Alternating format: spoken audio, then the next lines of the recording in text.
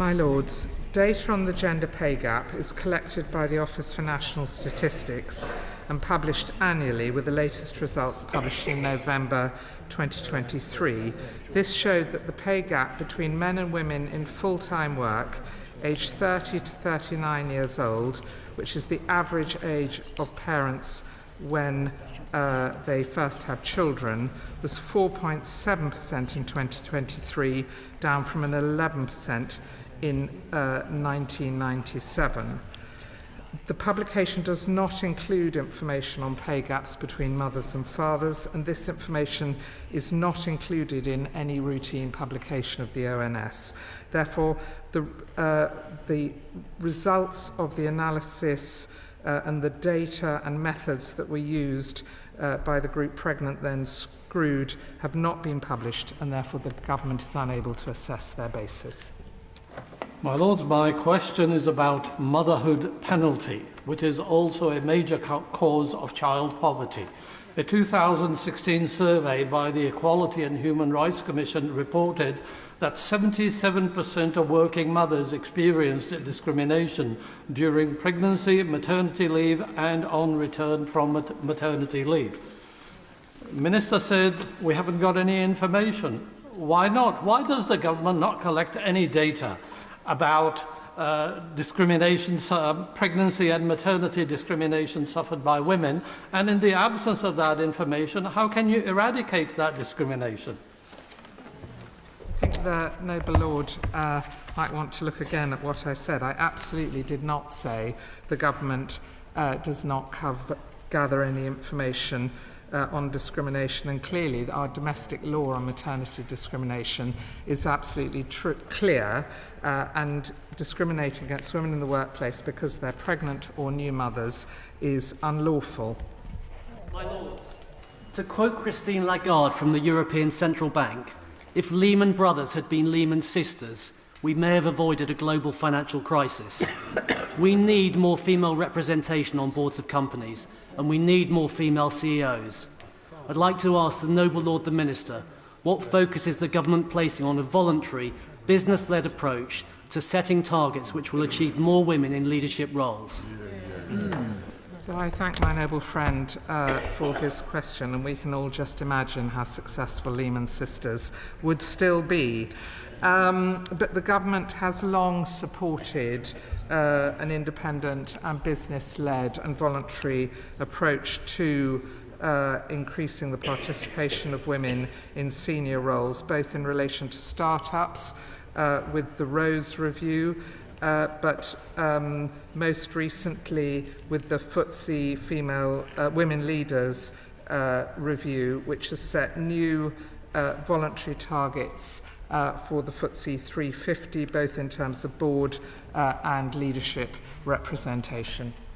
Lords, there's general agreement that key to reducing the pay gap between mothers and fathers is more fathers taking parental leave. The government's shared parental leave scheme has been an abysmal failure. What is the government going to do about it?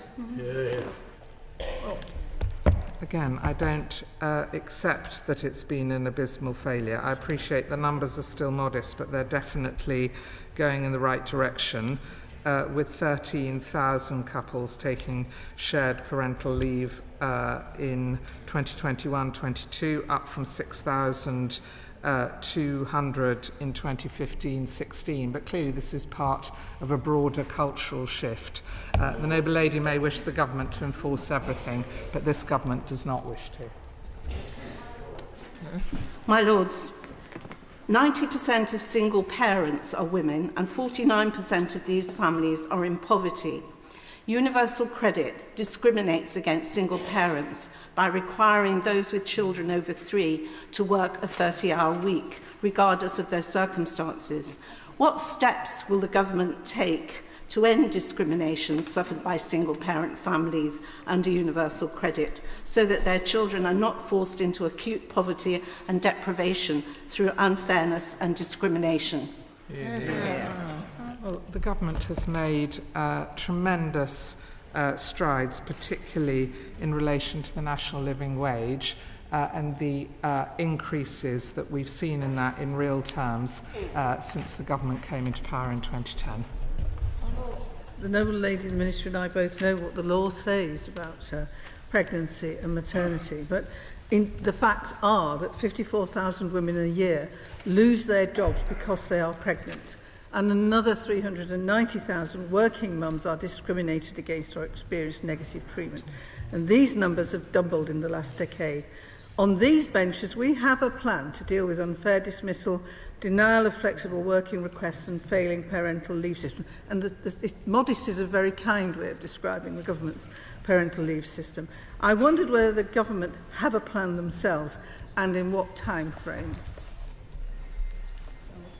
The issues in relation to maternity and pregnancy discrimination I've touched on briefly already, but the government has already extended legal protections on redundancy, and the DBT's Pregnancy and Maternity Discrimination Advisory Board is ensuring that all our guidance is clear and fit for purpose. Lords, the Equalities Act of 2010 prohibits discrimination on the grounds of maternity.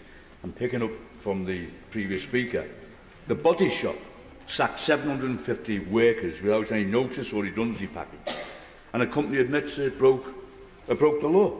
The sacked workers included 15 women on maternity leave who will now only receive government maternity pay and not full redundancy packages, which they should really be entitled to. What assessment, therefore, has the Minister given, has the government given, that will make sure that this flouting of employment law doesn't continue? Well, clearly cases like that are extremely regrettable. I can only repeat what I've already said, that the law is absolutely clear on this, and as are the routes to redress. Surely the law is flawed because it leaves it to individual women to enforce the law themselves. Yes. We don't do this for school standards, food standards, environmental standards and so on. It is asking too much, surely, my lords, to expect an individual woman to find out what her colleagues are being paid and then to sue her employer. Surely it's time for a role for the state in investigating and enforcing equality law. I think this is the third time in fairly short order that the noble lady and I have touched on this, and it's an important subject.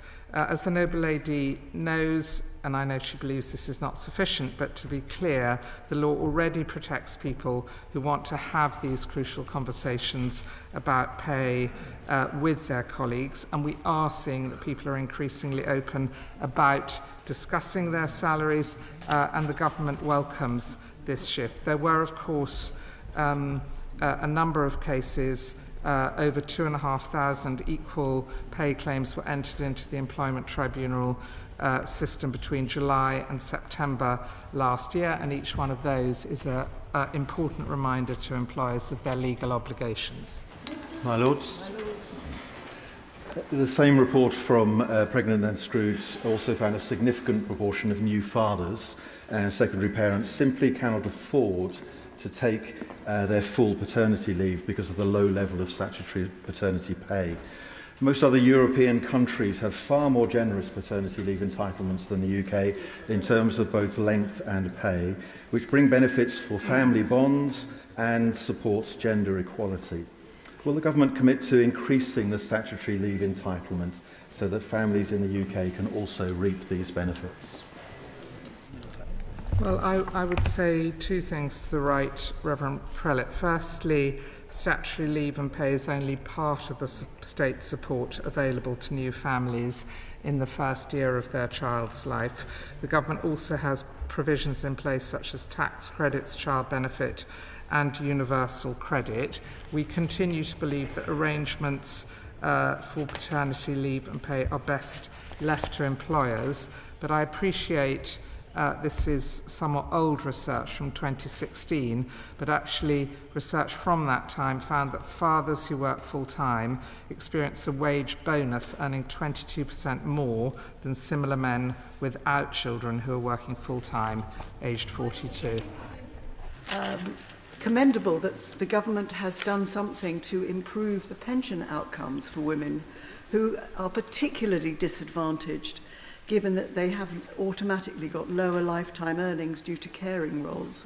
But is there anything further that the government might be able to do? Perhaps some kind of review of the overall lifetime earnings patterns of women who have to care for both children and older relatives in other stages of their life, so that the disadvantage might be remedied in some way, either by contributions from a partner that are currently not encouraged, or some other mechanism.